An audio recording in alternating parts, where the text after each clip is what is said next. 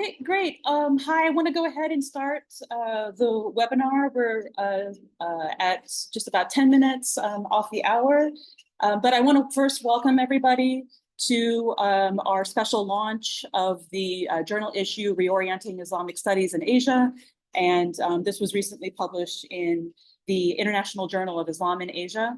My name is Jacqueline Michael. I'm one of the co-editors along with Verena Meyer. And I think what we'd like to start with is talking a little bit about the format of the time that we have today. And after I give a little bit of words of introduction and we talk about our sponsors, we have 8 contributors, and in 4 different pairs, they are going to engage each other for about 7 to 10 minutes each on their individual contributions. And after that, we are going to have time for participation from people who are in the audience, who are listening, for Q&A, etc. But feel free to put any comments or questions that you might have in the chat throughout the webinar. And then once we're finished hearing from our contributors, we'll move to that portion of the event and hear from you all. But like I said, please feel free to use the chat throughout the event.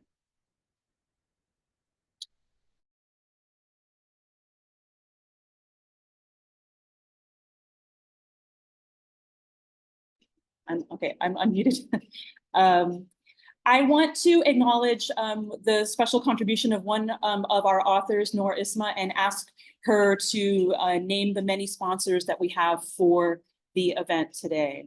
Can I throw it to you, Isma?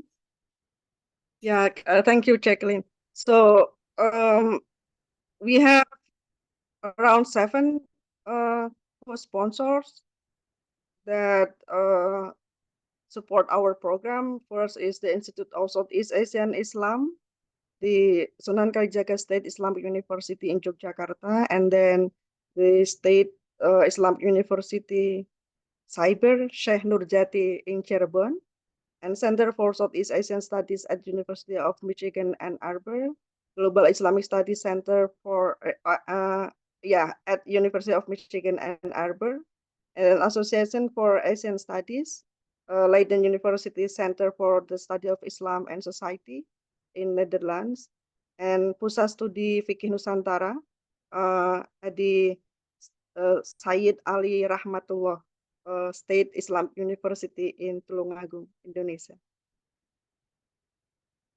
Thank you so much, Isma. And I must just take a minute just to recognize all the work and the labor that you personally have done for this event. We had over 300 people registered for this. All of those sponsors, but that was done at the work of Isma, who also was a contributor. So we very much appreciate your work in putting this together. Thank you so much. And again, well, before I start to talk a little bit about the introduction, I think it's important to acknowledge the context within which we are having our event. It is our privilege to be able to gather, although we're gathering virtually for this. And I want to make sure that we remember our colleagues, our academic colleagues, and of course their loved ones, families and friends, and everyone who's suffering from the genocide in Gaza right now. We're able to gather, but unfortunately, I'm sure most of you know that intellectual institutions have been destroyed, careers and people have been targeted. I think it's important to recognize and stand in solidarity of our colleagues. And with that said, if there's some way that you want to uplift an initiative or a group that you're working with in Gaza and Palestine that's related to this issue, I invite you to please mention that in the chat if you'd like to share that with us. And just to say a couple words of introduction before we get to our first pairing, I think this special issue and this project really started at the end of 2021 in conversations between myself and Verena Meyer, who's the other co-editor. And thinking through, Verena is a specialist in Southeast Asian Islam, and I work in South Asian Islamic materials. Then what we really wanted to do was to give a space for a critical engagement for how Asia relates to the study of Islam, not just in its academic forms, but also we'll be talking about popular culture and other things as well. And in the introduction, I'll put a link to it in the chat in a second, but the introduction is open access, and I encourage you to take a look at that when you have a chance. But what I'm really trying to do in that piece is, first of all, to identify the important legacies of colonialism and Orientalism in producing biased ways in which we know of both Muslims and even just the academic study of Islam. We've seen, most of us are very familiar with ways in which Muslims, even from the colonial period, were categorized as separatist, as inherently or immutably political, and individual Muslims themselves, and then Islam being construed as a quote unquote foreign religion of desert Arabs. And that focus and that myopic view has really continued into the academic study of Islam, especially as it was established in the European and American academies. We see a privileging of the Arabic language as a primary language to study. We also see the experiences of Middle East and North African Muslims as construed as the primary authentic representative of Islam and Muslims. And so what we're trying to do really in the special issue is build upon other reassessments of the field that have done similar work, and talk more precisely about what Asia can offer to the academic study of Islam. And for me personally, I think that in my introduction, what I just want to highlight quickly is that I think this isn't just an academic endeavor. This isn't just something that should be confined to discussions amongst people working in higher ed institutions, no matter where you are, but this is really important ramifications for individual Muslims in their daily lives. You know, the same problematic assumptions that we see developed in the colonial and Orientalist sort of spheres of influence, we see that come to undergird a lot of contemporary Islamophobic movements, whether we're talking about the Uyghur Muslim community in East Asia, or where I'm sitting in Delhi, where there's a long Hindu chauvinist movement that precludes almost any form of Muslim belonging. And so I think that's important to mention and to think through. So as you listen to the contributors in the next hour or so, I hope that you will, and I'm sure that you will, learn from what they have to say about how Asian Muslim histories and experiences and those materials, how they engage key questions and conclusions and even methods in the study of Islam. And I'll just end by explaining that I think all of us in this work, in this project, we are oriented in the stance that it's important to learn about Asian Islam and Asian Muslim histories and experiences, but more important, we want to learn from them. And that's where I end my introduction, thinking of some ways that us working in the humanities, how we can think through what Asian Islam has to offer, just the humanistic study of peoples and cultures. Okay, I think that I was just about 5 minutes, so I will start with our first pairing and contributor pairing, and I'll introduce the contributors and the names of their papers as we go through. First, we're going to hear from Noor Isma and Ali Altaf Mian. So Noor Isma is affiliated with the Association for Asian Studies and the Center for Southeast Asian Studies at the University of Michigan, Ann Arbor, and also the Institute for Southeast Asian Islam, several of our sponsors for this event. Noor's article for the special issue is titled Women's Fatwa Making in Indonesia, Gender, Authority, and Everyday Legal Practice. And Isma by Ali Altaf Mian, who's the Assistant Professor of Religion and Izzet Hassan Sheikh Fellow in Islamic Studies at the University of Florida in Gainesville in the United States. Ali's contribution is Zarina's Singularity on Muslim Belonging and Unbelonging in the Modern World.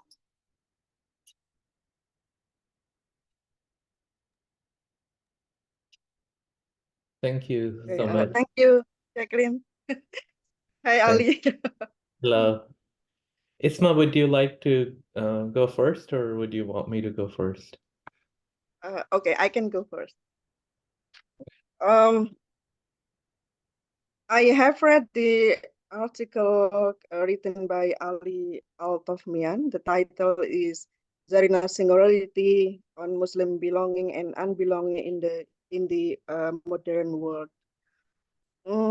I found your piece quite compelling, especially as it delves into the discourse surrounding Muslim agency, empowerment, and gender. And you effectively analyze Zarina's work within the context of the dynamic tension between the ethic of singularity and the politics of collective identification. I attempted to highlight some key insights from your article. The first insight is about the concept of singularity and unbelonging that you employed in your study. I think the concept offer a profound exploration of the experience of Asian Muslim women from minority group concerning identity and identification. Singularity refers to the state or quality of being unique, individual, or distinct. In the context of identity, it can denote a sense of standing out or being different from the norm or the majority. It can also imply a feeling of separateness or distinctiveness from one's surrounding or social environment, while unbelonging is the feeling or experience of not fitting in, of being alienated or disconnected from one's social culture or physical environment. It can manifest as a sense of not being accepted or understood by others, or as a feeling of being out of place. The second note underscores the crucial methodology employed in art studies. It emphasizes that artwork isn't merely viewed as a final product, but rather as an interactive medium. Therefore, examining the art requires a multisensory approach where discourse and imagery, emotion, and representation intertwine, contributing to the creation of perceptual culture. In this sense, I think your work is in line with my work in studying about fatwa. So I approach fatwa as not merely a product, but like interactive and dynamic interaction between the mustafti and the fatwa seeker. As you analyze Zarina's art, you agree with critics who see her work as emphasizing uniqueness, but you aim to bring attention to two aspects that critics haven't discussed. First is how she hints at the importance of desire, and second is the political significance of feeling like you don't belong. The third note is about minor globalism, which is a sign of belonging that challenge group identification while still allowing for the formation of community and friendship.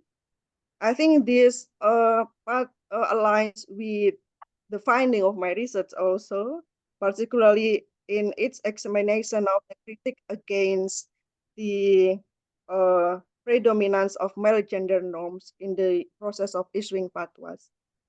So I understand that Zarina's experience is situated within the context of minority Muslims and women. And I'm curious about how the concept of singularity and unbelonging shift when the parties involved are individuals from the majority group and are men. Would both Muslim men and individual from the majority group undergo feelings of singularity and unbelonging? Moreover, in what ways might their experiences diverge from those of Muslim women? Yeah, I think that's from me, Ali. Thank you so much. That's very helpful. And I'm going to basically offer my comments on your paper first, and then we will open it up for discussion. So Isma's paper is titled Women's Fatwa Making in Indonesia, Gender Authority and Everyday Legal Practice. This is a very valuable contribution and it is situated at the intersection of three disciplines: Islamic studies, gender studies, and the anthropology of religion. And in this piece, Isma is disrupting the gendered naturalization of fatwa as a masculinist institution by looking at women's private and public fatwa giving and fatwa making practices in Indonesia.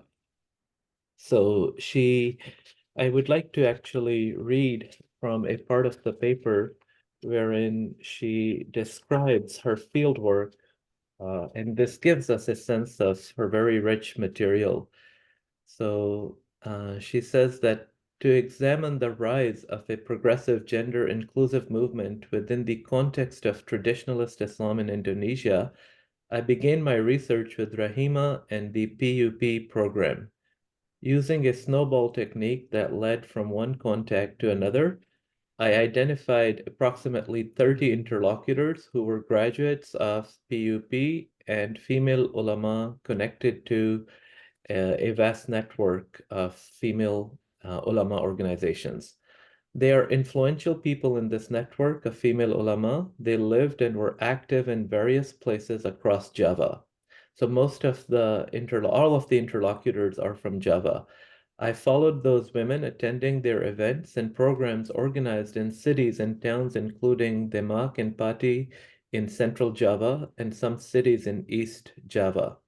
In those cities, I visited the pesantren where most of my informants lived, Islamic schools, and the offices of Muslim mass organizations. I participated in seminars and workshops on Islam and female ulama, study groups, majalis taklim, and fatwa forums, including the Bahatsul Masail of NU. I also participated in the Congress of Indonesian Female Ulama in Cirebon on April 25 to 27, 2017.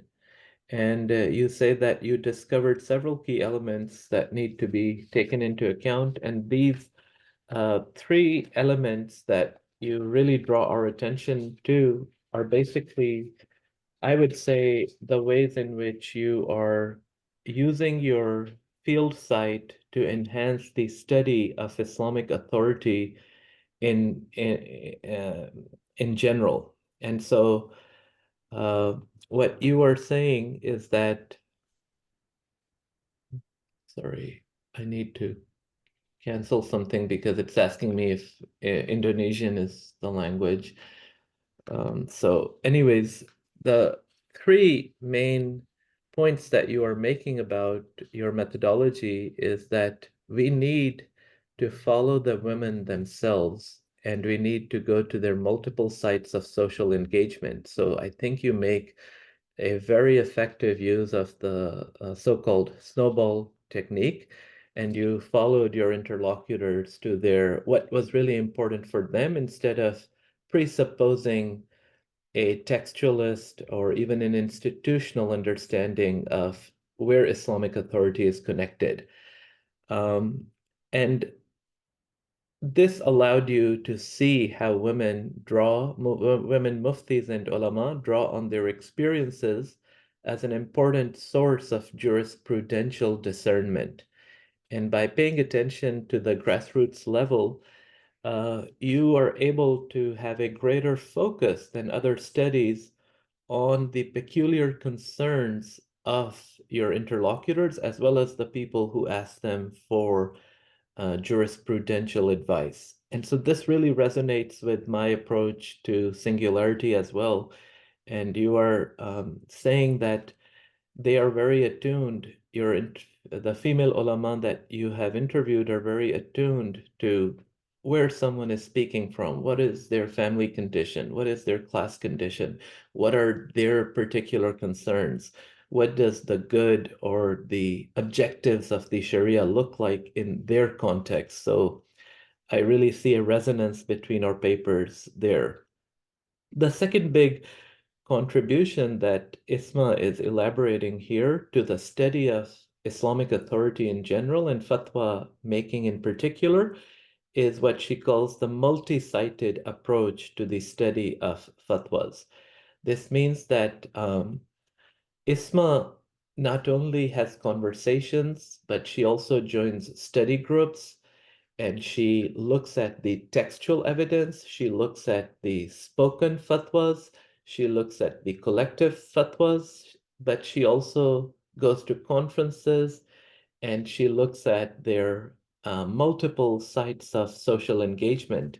And this leads her, first, I would like to just also note that this resonates with what I call in my work a transgenre approach to looking at different concepts.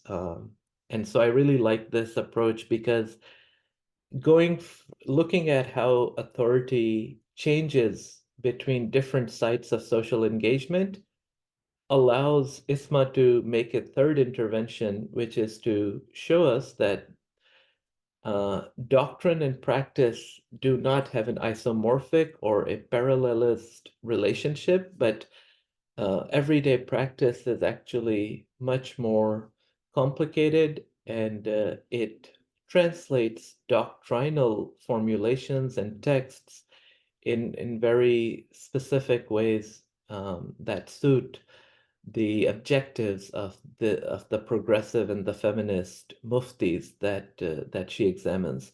So I think that in these three ways, Isma's research breaks new ground because it shows us that fatwa is not a masculinist institution. Fatwa is not a doctrinal or a textualist institution, and it is very much a grassroots and an everyday institution.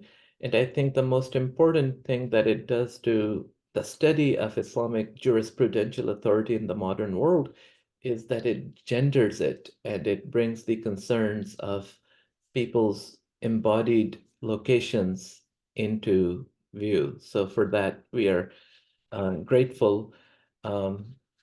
One question that I had for you, Isma, is if you could just touch a little bit more on how do they balance between the traditionalist approaches and the more progressive approaches, and also touch more on singularity or the specific conditions of their interlocutors. So, and the Mustaftis. Thank you. Thank you so much, Ali and Isma. And yeah, if it's all right with everyone, we'll keep the questions to the end once everyone's finished. But that's a great question, and I'm sure that we'll get time to hear more from Isma on that. I want to move to our second pair of contributors. Now we're going to ask Yang Yang, lecturer in Chinese Studies at the National University of Singapore. And their article is called Fashioning Islamic Asia, Urban We Muslims and Cosmopolitan Bridal Looks in Xi'an, China. And speaking with Yang Yang is going to be Terence Savia, Prince Al-Walid bin Talal Associate Professor of Islamic Studies at Harvard Divinity School. And Terence's contribution is called Karamat, Muhammad's Heirs and Nodes of a Multi-Centered Islam in Southeast Asia. We'll give the floor to the two of you. You have about 10 to 15 minutes to engage. Thank you. All right. Thank you very much, Jacqueline. Tara, would you like to start or? No, please go ahead. Please go Okay, ahead. you sure?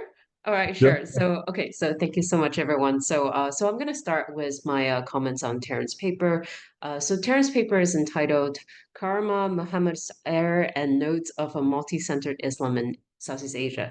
So in your paper, so Terence's article uses Karama, Islamic miracle walkers in Southeast Asia. Actually adjust the size of my Zoom so that I could read some of my notes. To demonstrate the central role of the peripheries in Islam. So the prevalence of saints and miracle workers in Southeast Asia has remained marginal, as Tara mentioned, in Islamic studies. Specifically, Karama has often been used as evidence of regional communities, quote unquote, lesser than pure version of Islam. However, as we have seen in Terence's analysis, the stories of Karama collectively contribute to the multi-centered geographies of Islam, specifically through associating the islands and cities in Southeast Asia with crucial nodes in the networks of circulating those miraculous narratives. So I actually see this connection between the geography of Southeast Asia and the storytellings of miracles in Karama's connections to Muhammad as in my own interpretation or in my own understanding as imagined geography of the peripheries. I have to apologize for repeatedly using geography because I'm trained as a geographer. So if you hear way too many geographies, do let me know. All right, so specifically through constant reimagining the connections between the Karama and Muhammad, the narratives of miracles also reshape the geographical imaginaries of Southeast Asia in relation to the Arab world and the Indian Ocean. Specifically, in the article, Taryn, you mentioned the account of the Miraculous Islamicization, which I think is a really good example. And your articulation of how the global Ummah was imagined through the periphery addresses our special issues larger theme on Islamic Asia's implications on understanding the nature of assumed Muslim centers and peripheries, which also my article engages from a relatively different perspective. And specifically, I think we both are interested in this idea of how the center and peripheries are defined and interacting with each other. And I think your work and also some of our other contributors also shows that Muslim centers, they can be multinodal, pluralist, and also they're evolving all the time. Hence, Muslims in Asia, as we all have observed in our articles, rather than being the mere recipients of Middle Eastern or Arabian forms of practices in Islam, they're also actively contributing to the development of global Islam intellectually, politically, and also culturally. So with that in mind, when I was reading your piece, I can't help but thinking about the issue of gender. So hence a couple questions along that line.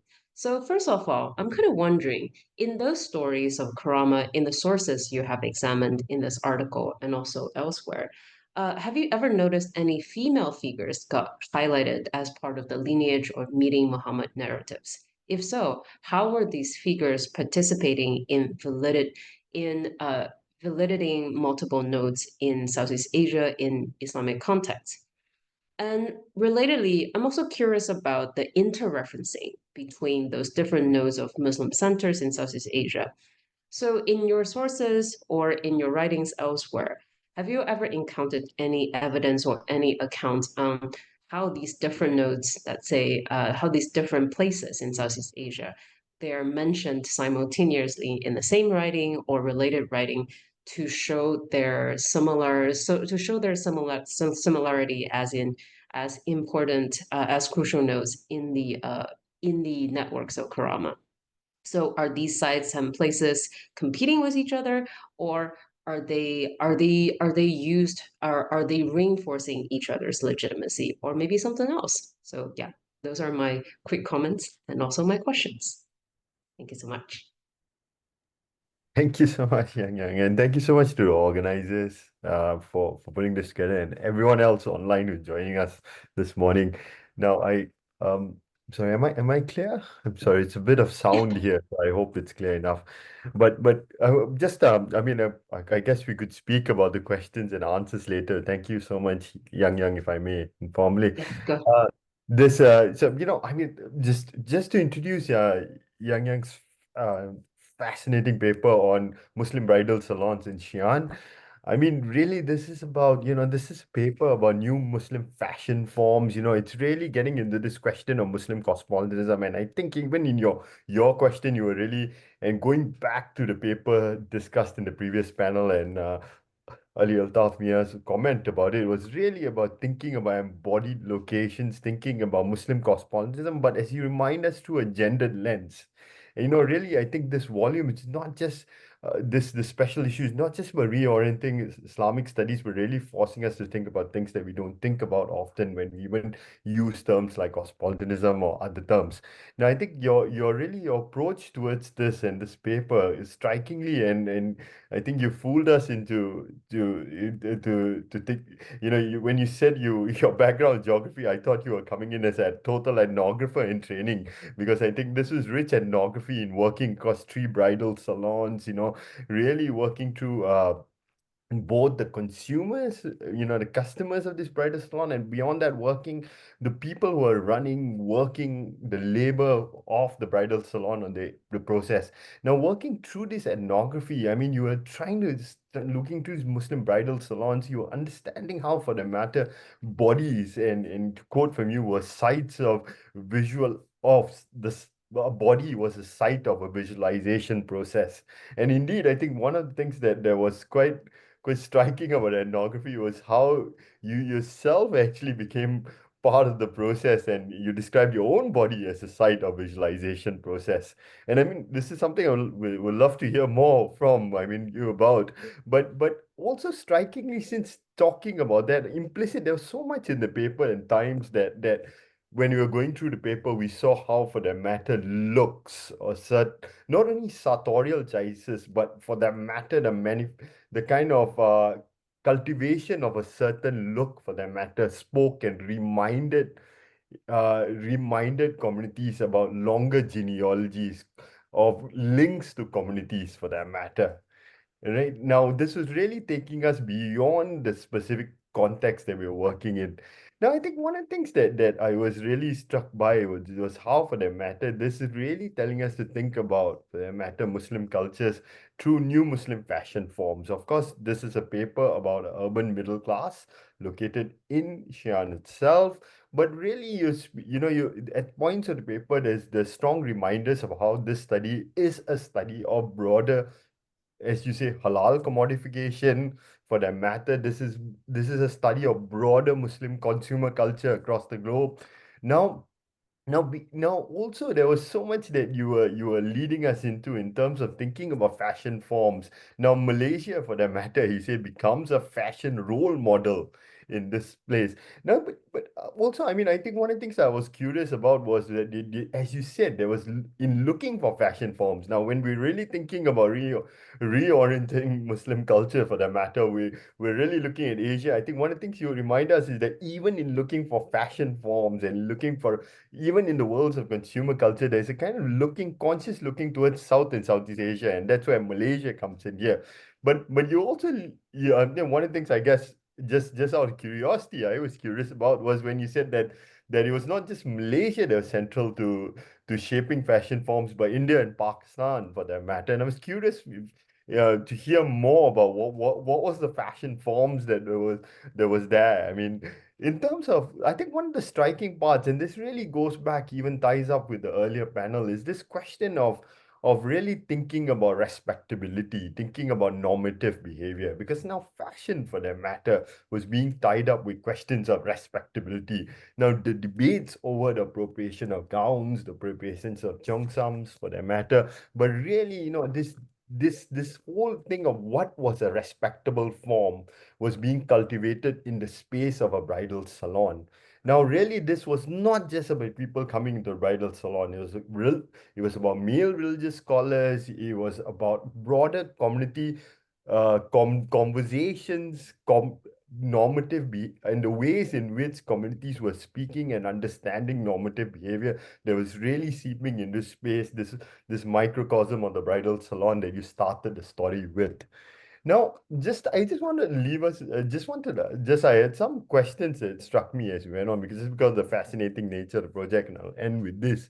Is I was curious. I mean, as you really introduced us into this world of this Muslim bridal salons, I was curious about, for the matter, just taking with this specific Malay form, for that matter, of this, and within the form, whether there was a kind of whether there was a variation of materials that was used within the form itself. And I'm really thinking about some other work on sartorial choices that speaks about how, for that matter, a similar a similar form, a similar sartorial form might be appropriated, but with different choices of materials, classes were being displayed for their matter, even in the wearing of a certain garb for their matter. Now, beyond that, as you really remind us here, is that these are Islamic sartorial choices that are being made.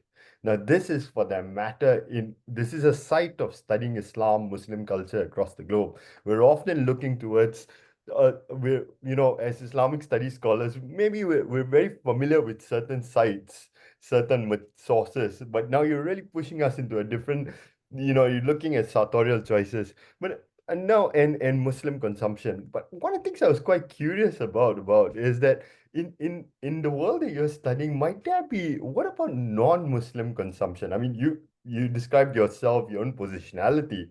But I'm really thinking about the fact, like if you go across other settings for that matter, they're non-Muslims uh, making sartorial choices and choosing and appropriating certain forms in rituals, in ceremonies, etc., across Asia and across other parts of the globe. And I'm really, really thinking about what that speaks about Muslims and non-Muslims investing in Islam through for their sartorial choices. So sorry, I hope my comments are quite clear and No, I think it's very clear. justice to your paper. Thank you so much. Thank you so No, much. thank you. Yeah, thank you. And another great set of questions that both of you will have the chance to answer if you'd like to at the end of once we've heard from all the contributors. So next, I want to invite Wan Tian Ha, Associate Professor of Religion at Haverford College in the United States, whose article is titled Translingual Islam, the Perso-Arabic Cosmopolis in China. And they'll be speaking with Francesca Chubb-Confer, the visiting assistant professor of religion at Whitman College, also in the United States, whose article is titled Iqbal's Falcons and Nightingales, Metaphor, Modernity, and the Poetics of Islam in South Asia.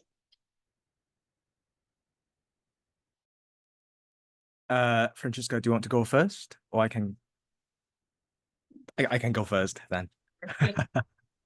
Right. Thank you so much for Jacqueline and Verena for organizing this, and I would like to thank Jacqueline as well for acknowledging the ongoing genocide in Gaza, and thank all of you for being here, joining us on this launching of the special issue. So I will be engaging with Francesca's article, entitled Iqbal's Falcons and Nightingales, Metaphor, Modernity, and the Poetics of Islam in South Asia. For those of us who have some knowledge of the literary tradition, the poetic tradition that Francesca is talking about, falcons and nightingales are really two main literary tropes, right? Falcons have different names according to the article itself. It's either Shaheen or Baz or other names given to falcons. And nightingale is bulbul, right? And I was listening to a podcast a few days ago entitled Zay Bulbul, like Bulbul, that teaches you how to speak beautifully. So nightingale, Bulbul, is this prime example of singing, unrequited love and using beautiful languages. And that particular imagery of the Bulbul can be understood in two opposing ways, which Francesca discussed as well. On the one hand, it's the singing of love, the great, celebrator of love, the chaser of love. But on the other hand, it's also feminized. It's also considered somewhat weak as well, especially compared to the stronger birds, the falcon. And the major argument I think Francesca takes issue with is that, I quote, modernity, bringing new forms of political and religious belonging and self-conception, is thought to have cut off Muslim individuals and communities from more metaphorical aspects of tradition, such that only narrowly literal interpretations, or as Shahab Ahmad phrases it in his book, What is Islam?, interpretations with a diminished capacity for accommodating contradiction and difference. And Francesca's argument is that even for such a foundational poet, foundational scholar, foundational even politician of the modern Islam, Muhammad Iqbal, you find a very prime existence of contradiction and ambiguity in his poem that paves the way for how Muslims engage and sustain ambiguity and contradiction within their own literary works that builds the foundation for modern Muslim identity. So that's the major argument, which I find to be utterly refreshing. And to substantiate that argument, Francesca discussed two poems by Muhammad Iqbal. One poem is in Urdu. The second one is in Persian, is in Farsi. And I would like to listen more to Francesca for why she chose, these two poems. And when it comes to South Asia, I think to Southeast Asia as well, and to East Asia as well, I think that's a question we can discuss more in the discussion period. What particular language, a writer or a poet chooses to use, often conveys very specific messages. So why people like Iqbal would choose Urdu to express certain thoughts and choose Persian to write poems focused on other subject matters is a deliberate decision. And I think for many of us who, published an essay in this volume, we work in a very multilingual, even translingual environment, right? South Asia, hundreds of languages, Southeast Asia, Indonesia as well. And so we come in not simply to decenter Arabic as the central language, but rather to say that Arabic and Persian and Urdu form simply 2 or 3 languages amongst a whole ocean of different languages. And these languages don't necessarily have clear boundaries with each other that cross into each other. And, like Bahasa, that incorporates many words from Arabic and Persian, from Dutch and now English. So we necessarily work, even though we might seem to be, for instance, working in an East Asian context, it might seem to be that we are working with one language. But when you look closely at that language, it's necessarily a more cosmopolitan language as opposed to a more monolingual context. So I think that's a key message I also got from Francesca's article. And I would like to give you one example from the Persian poem that Francesca discussed, and to show you the kind of ambiguity which I think it lies really at the heart of Francesca's argument. The particular poem that Francesca discussed, the Persian poem, is from the collection Zabur-e-Ajam, which means the Psalms of the Persians, right, or the Persian Psalms. And it's the second line, the second bait from the poem. The translation says, "In my essence, love and exalted thought were mixed. Unlike the moon, I am eternal unfulfillment." And the Persian says, "Dar nehodam ishq ba fikr boland amikhand, natamam javadanam karaman chun mah nist." And it's amazing how one can interpret the word fikr boland, the exalted, the high thought, in very different ways. And Francesca mentioned in the article that one way to interpret Iqbal is to take him as this poet that creates a kind of teleology that leads a Muslim people towards statehood, the founding poet of Pakistan. So this fikr boland that moves from the idea of thought, to an exalted idea of love, to the high exalted thought, that ultimate thought could be the idea of a statehood, a nation state, or it can be something altogether different. So this particular bait, this particular line can be read in very different ways and can be located in very different concepts, leading to different ultimate purposes. And I think it's this grappling with the ambiguities at the very minute level of the language that can generate larger thoughts and larger political visions, which are still being negotiated in Southeast Asia. So that's my comment on Francesca's paper. Thank you.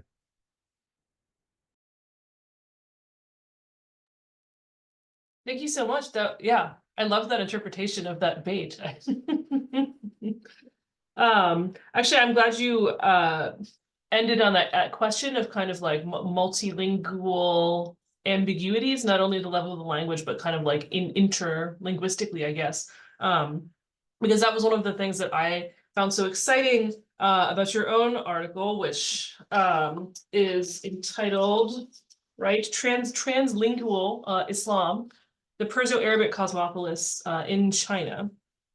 And so this piece, this really elegant article, offers us both, at least for me, as someone who doesn't have, linguistic expertise in East Asia, it offers us both like a new textual corpus and a new take on that corpus at the same time.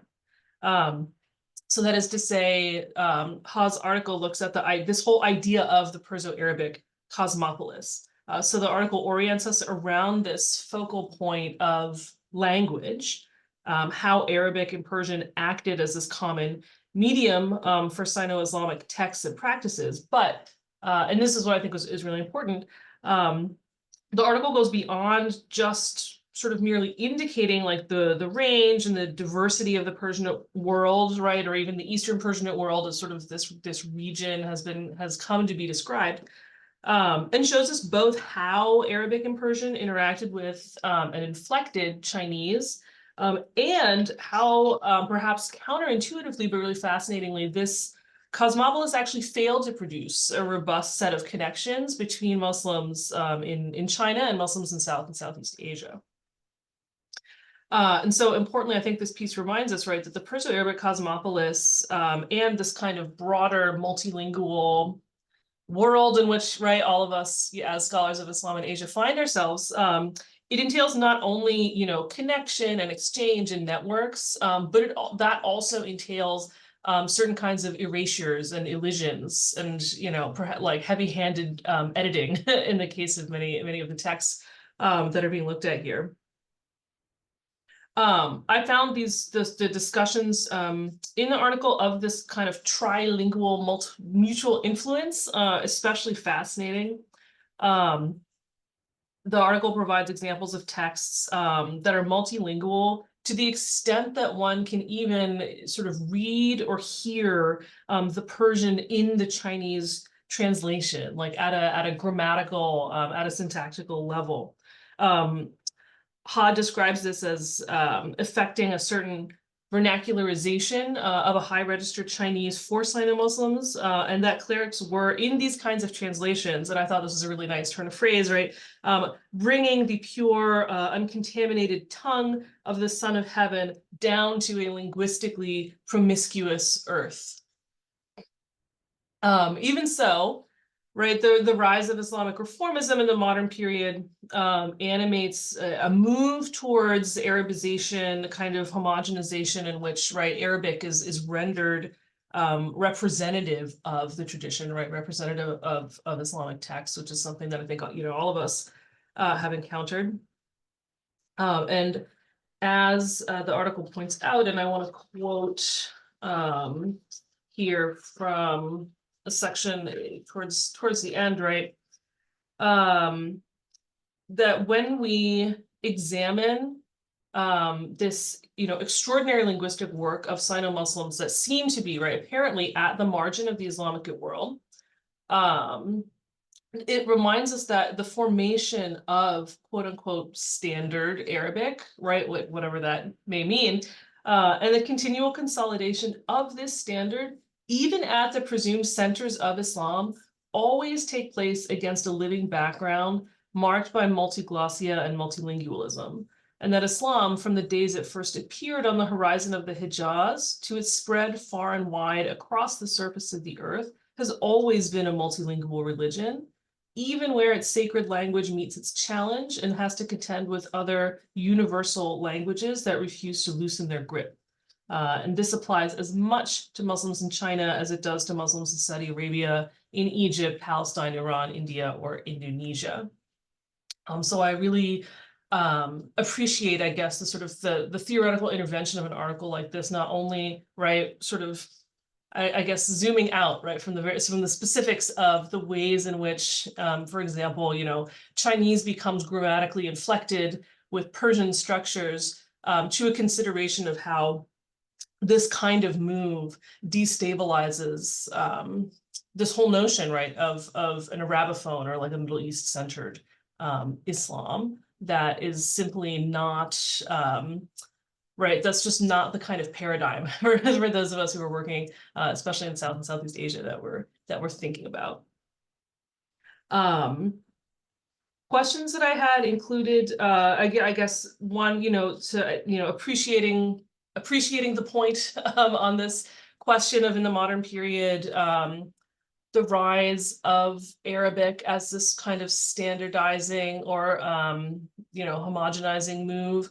I was just reminded, I have a friend and a colleague who is a professor of Urdu, who has very strong feelings about the development in Pakistan of people, bidding farewell by saying Allah Hafiz, right, instead of Khuda Hafiz, because this older sort of Persianate Khuda, right, for God, is being replaced by the more sort of Arabic Allah, even though of course like it means the same thing.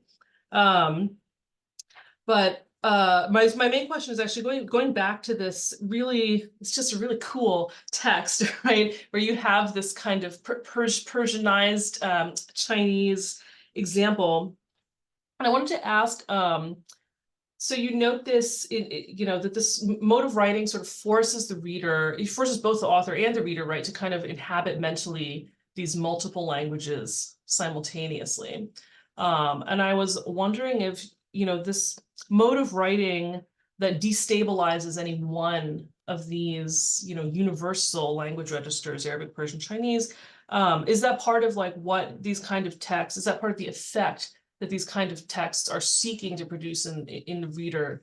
It reminds me specifically of, Michael Selz's work, for example, on mystical texts, on Sufi texts, right, where you have these moments that he calls the meaning event, right, where in trying to describe these ineffable experiences, you get really weird stuff happening with language, right, that these texts will sort of grammatically begin to break down as they attempt to capture something of the idea of like divine union that they're expressing. And so I was curious, is the kind of inflection that you described here, like, is this something we see particularly in mystical, Sufi texts in the Chinese context? You mentioned that, the Rumi's Masnavi, right, is important in many Chinese Sufi communities. Do we sort of, if/when we get, translations of like Rumi's poetry, right, is the same kind of thing happening between the Persian and the Chinese? And that leads me to my next question, which again is one of genre, right? So is there a difference in the nature of these kinds of like moments of translation relationships between these languages in texts that are works of law or philosophy or poetry or even music, right? You end with this really great example of this kind of thing happening that's described as a jingle, right? So how does genre inflect the inflection, right, of the way that these different languages work together? All right, I'll stop there. Thank you. Thank you so much. Now I want to give the floor to our last contributor pairing. I want to invite Farzana Hanifa, a professor in the Department of Sociology at the University of Colombo, whose article is titled "The Moors' Islamic Cultural Home and the Modern Muslim Ummah, Negotiating Identity, Politics, and Community in 1940s Sri Lanka."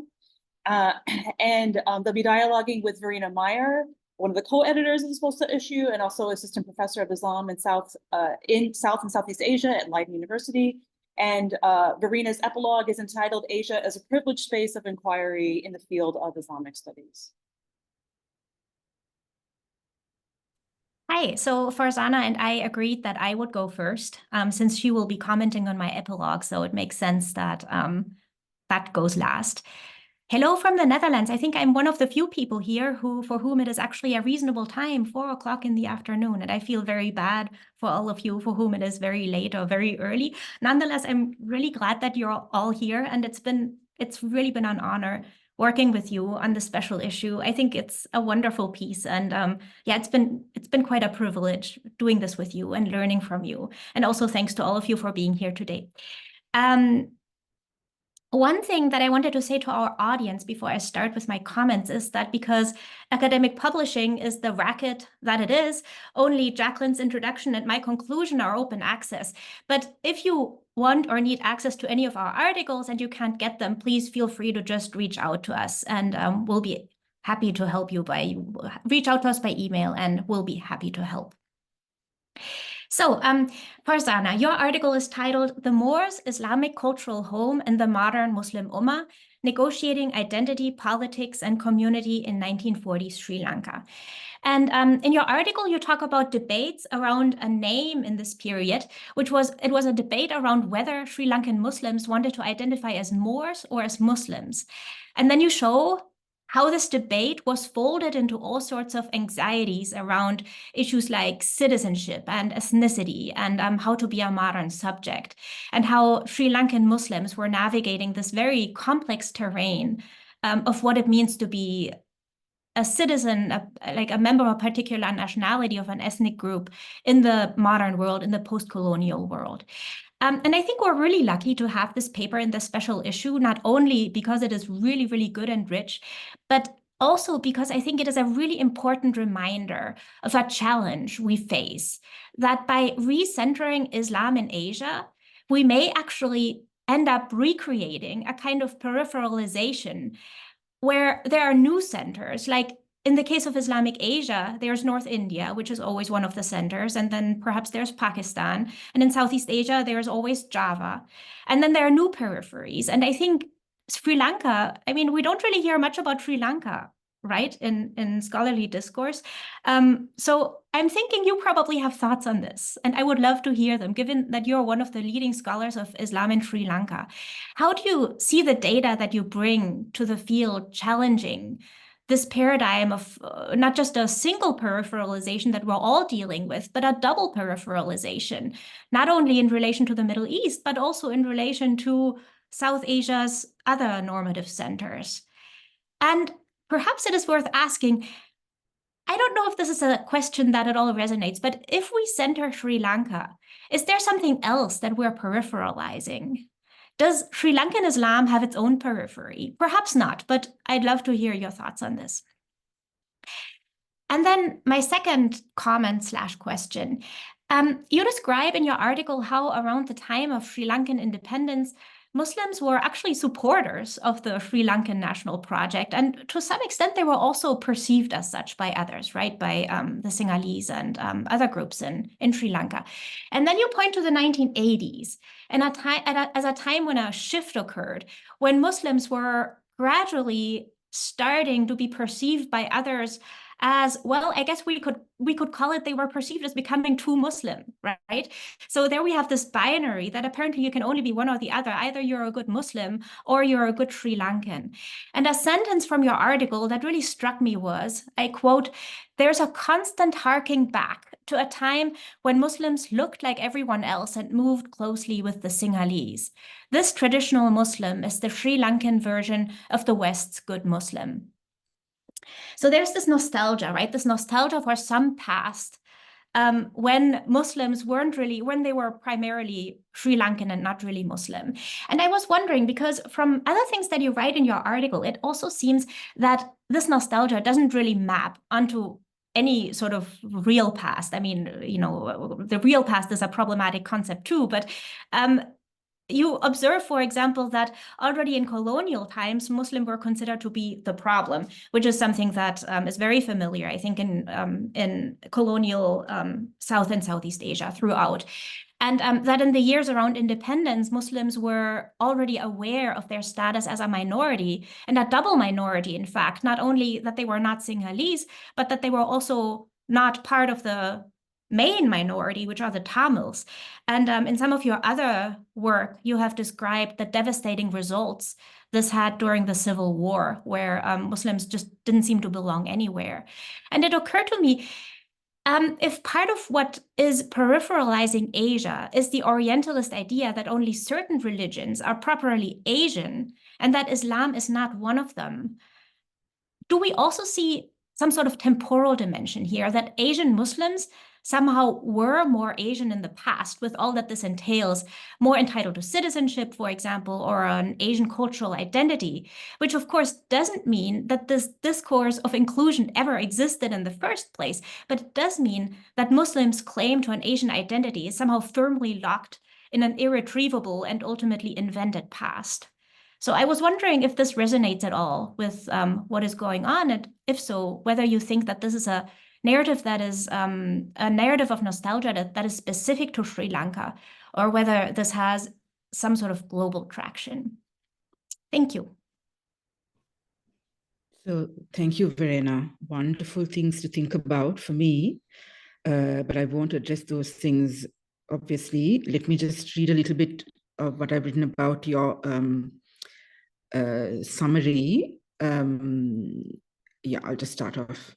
Okay, so this collection is framed as an effort to marry the enormously historically rich and currently ongoing knowledge production on Islam in Asia with the equally prolific, but the possibly somewhat differently aligned discipline of Islamic studies.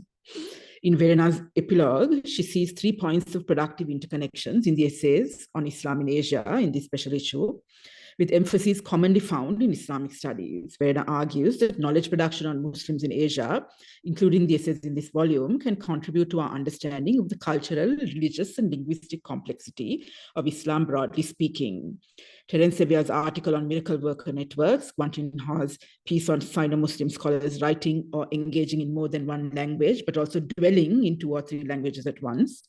The example of Francisca Shabhomfer's article on Muhammad Iqbal's ghazals as defying easy religious or nationalistic categorization, Ali Mian's article on the singularity of artist Zarina's vision are all representative of this cultural, linguistic, and religious complexity of Islam and Muslim life in Asia. As Jaslyn discussed in her introduction, the marginalized of Asian Islam in the field of Islamic studies emerges also from colonial preoccupations, Orientalist knowledge production, and attempts to understand Asia as peripheral to the Islamic world. Regardless of how the essays in this volume engage with these troubled histories, they still maintain, according to Verena, some distance from the easy dichotomies of tradition and modernity when describing the particularities of the Asian Muslim context that they write about. The writers, in fact, see the term as invoking particular politics of pious practice, such a politics is illustrated in the work of Norisma, who writes about the Indonesian women scholars who assume the position of fatwa givers through utilizing sources also used by those that identify as traditionalist, but break with tradition in asserting female authority. In my own work, such terms are used only as descriptors of political choices made by those in power at the national and local levels. Verena also argues that stories of transmission with their inevitable production of centers and peripheries are also challenged by these accounts of Islam in Asia. The examples of these in the collection are again Norisma's illustration of grassroots women's groups organizing to form small local centers of authoritative knowledge, Terence Sevilla's article, which describes the island of Pulau Besar in Malaysia that at one point hosted scholars from Syria, then Yang Yang's article, or miracle workers from Syria, and then Yang Yang's article, where for communities of Chinese Muslims, the center of Islamic bridal consumer culture is Malaysia.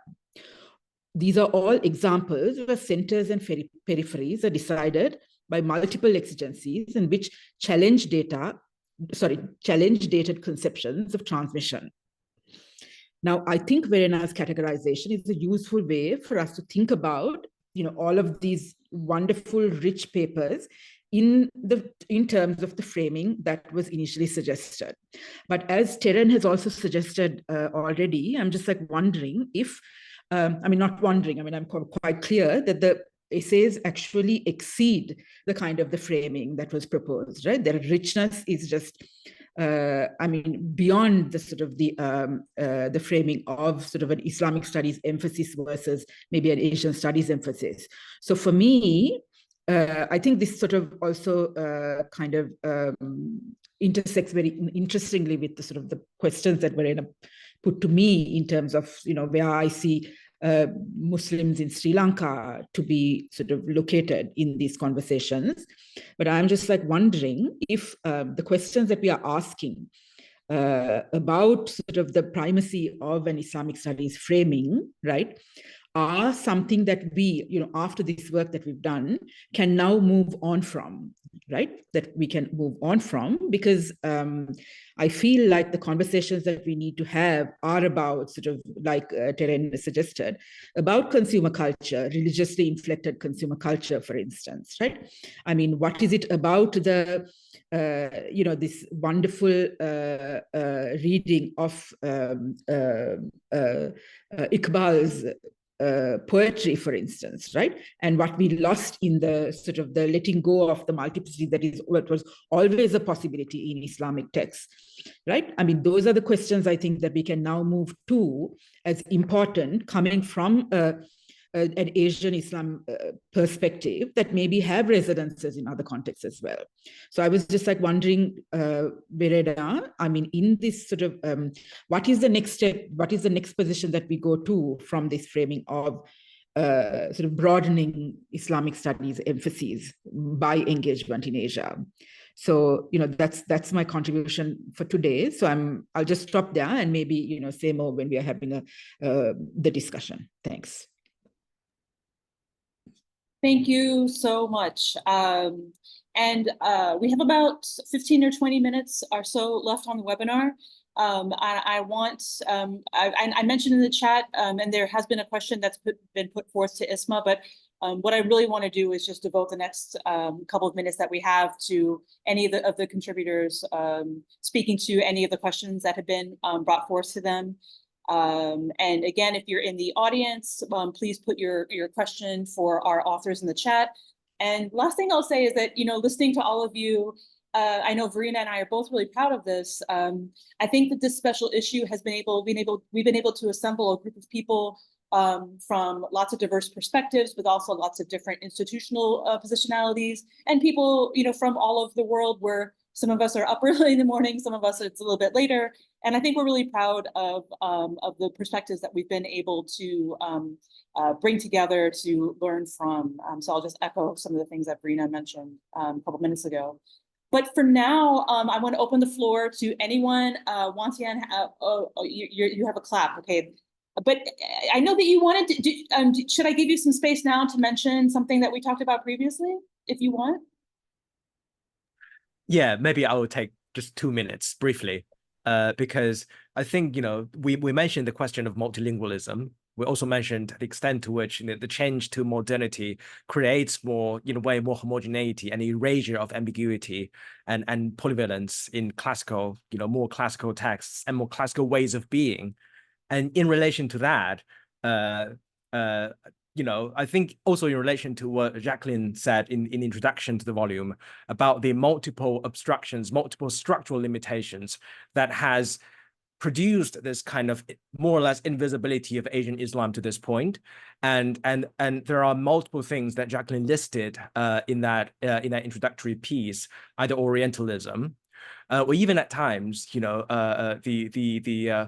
even kind of racism in there as well, where religion is always racialized. That religion, or Islam in this particular case, is supposed to be an Arab religion, as opposed to a universal religion that includes a huge population in Asia, a Muslim population in Asia.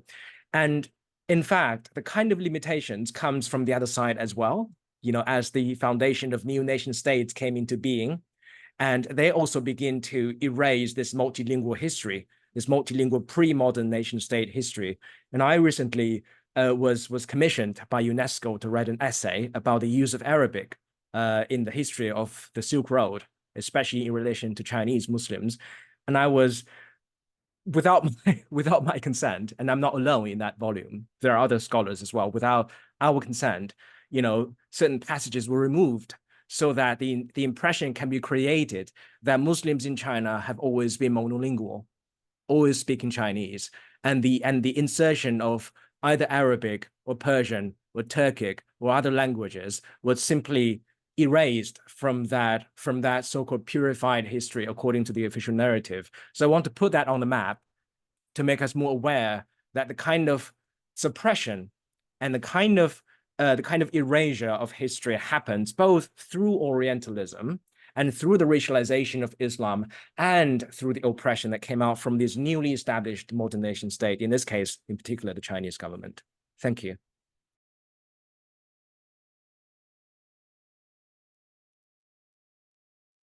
All right, I want to open the floor to any of the other contributors who want to speak more to some of the questions that were posed to them during the individual interactions, or there's been a question both for Farzana and for Isma that are in the chat, if either of you want to consider that.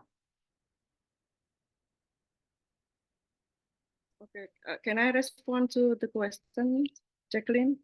Yeah. Yes, yeah, please. Yeah, thank you, Bhakti, for your questions. So first is about KUPI. So actually, KUPI is different from like conventional organization. I would say that KUPI is a platform where women ulama from different background and also educational background gather and then share their experience and knowledge. And one of the initiative that they do is issuing fatwas. In my research, I start my observation from the work that has been done by Rahima. Rahima is women Muslim NGO based in Jakarta. And Rahima is one of the initiators of the Indonesian Congress of Female Ulama, or KUPI.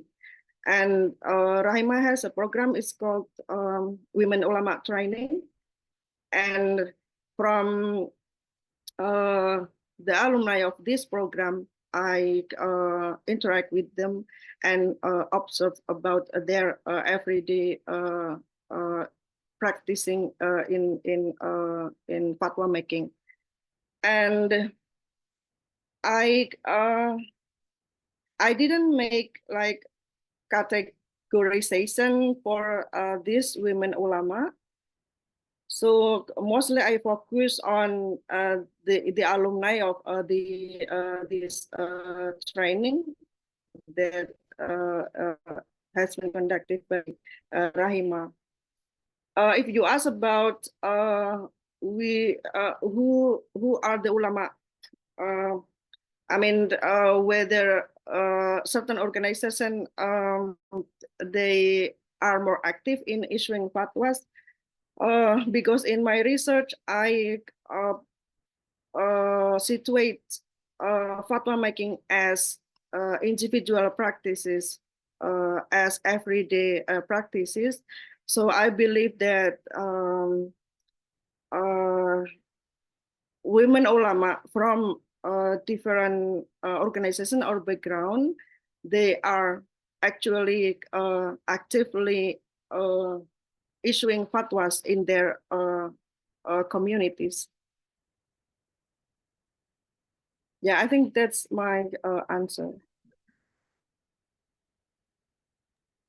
Should I respond to the question that was asked of me in the chat? Go ahead, sure, yes, please. Okay, very briefly, I am not sure that it is possible to categorize Muslims as somehow wealthier or in comparison with other communities, because you get Muslims of different classes and you get other community representatives of different classes. But what I will say is that there's this prevalent stereotype of Muslims as being wealthy, right, which erases all the sort of the class-based complexity within the Muslim community, which is something that emerges again and again in relation to the anti-Muslim movement that Sri Lanka has experienced for the past 10 years or so. So I'll just stop there. I would also like, if I may, say something in relation to what Verena asked me, if that's okay, because it's sort of connected perhaps to the, so thank you so much. Excellent questions. And I've been thinking about how I should answer. And I just wanted to make this one point, which is that, when we are in Sri Lanka, we don't necessarily think ourselves as in the periphery, right? I mean, we are, of course, the center of the universe, right? Ask anybody in Sri Lanka, they'll agree with you. But I mean, having said that, though, this goes to another question that I wanted to ask in terms of the framing as well.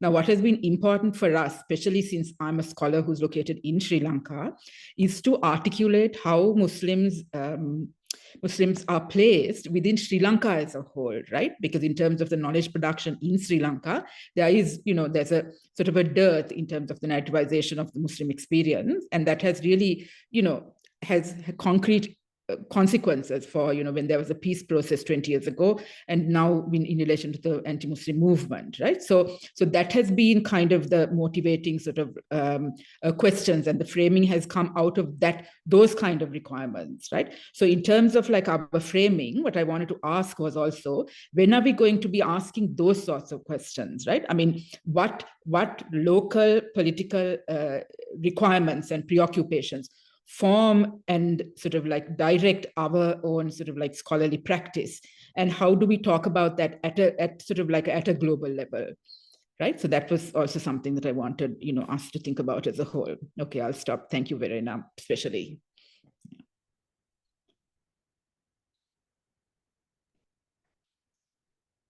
Francesca, the floor is yours. Go ahead. Thanks. I wanted to sort of connect these two conversations that were coming out on multilingualism, and then also this idea of I don't know, in the process of attempting to like decenter, right, a certain frame for Islamic studies, are we in fact like sort of reproducing this move? And I was thinking about how this also plays out. I mean, we see how this works with Arabic, right? But how this dynamic also sort of plays itself out on this level of language. Sort of in my scholarly purview, I guess I'm thinking about Urdu, right? Of course, the language of Urdu now is sort of is associated with Islam and Muslims in such a way, especially in India, right? Of course, as to sort of be contributing to a political discourse of minoritization, but also in Pakistan, right, it sort of takes on this embodiment as like a state language, even though, of course, like most people don't actually speak it as a first language, right? Or in the case of Bangladesh, right, where like, Bangla was sort of just out of the picture completely, right? And the sort of the use of Urdu as a language, right, that in other cases is minoritized, became sort of the instrument of like a majoritarian political move. And so I guess I'm just kind of like thinking out loud in terms of how, the scholarly, like, I guess, legwork, right, for all of us in using all of these, multiple languages that the study of Islam in Asia demands, it can go kind of both ways, right? We can be attentive to the ways in which it's destabilizing these kinds of center periphery discourses, right? But it also, in many ways, depending on the sort of power relations of the languages at hand, right, can also end up reproducing them.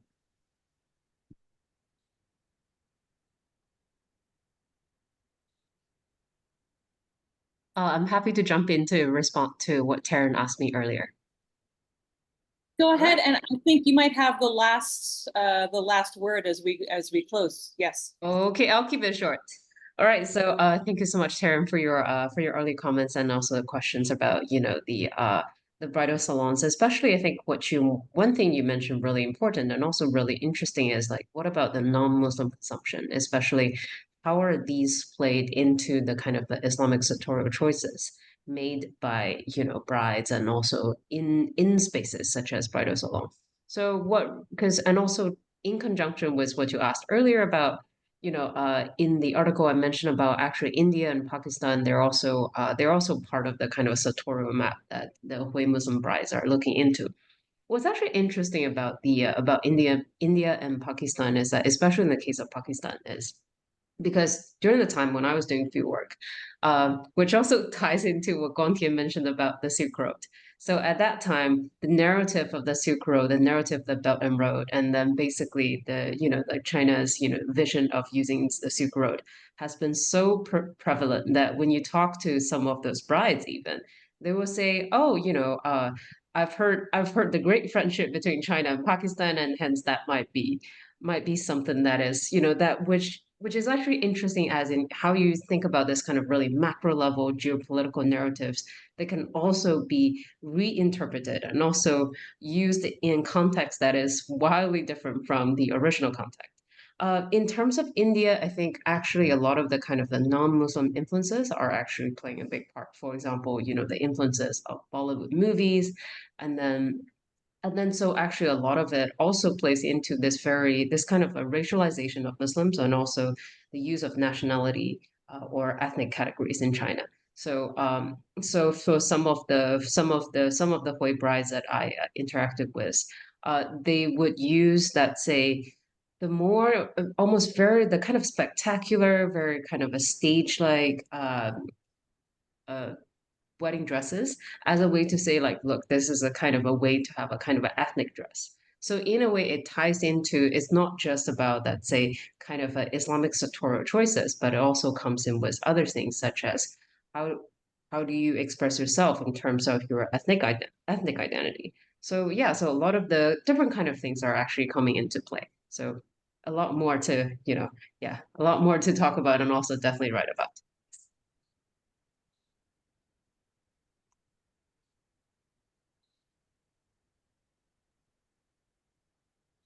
Thank you very much. I think now we're at 90 minutes, so we'll go ahead and close the webinar, but really quickly, I'm going to put a Google form link in the chat for the certificate. If there's anyone who is, anyone in the participants who's looking for this official certificate of participation, please check out that link and follow the instructions there to access the certificate. It's been a really great conversation, and I hope that this will just lead to even more conversations to follow. Like I said, I think that this is just the start of something, a longer-term project that all of us are really keen on working on. And a link to this YouTube recording will be available. And Isma, it's going to be available to the everyone who registered for this. Is that correct? It'll be sent to them? Yeah, we can send the link. Okay, but otherwise, it'll be available on the Institute for Southeast Asian Islam in Indonesia, yeah, on their YouTube channel. So if it's evening for you, have a good evening, have a good night. If it's morning for you, have a great day. And solidarity with everyone and your work. It's really, really important. And we appreciate your time, not just the time of the contributors, but also the time of everyone in the participants who's been on the webinar. Thank you very much. Thank you. Thank Thank you. Another round of applause for Jacqueline and Verena. Yes. Thank you. Thank you. Thank you, everybody. Okay. Bye, everyone. Thank you. Bye. Goodbye. Thank you. Everyone. Bye.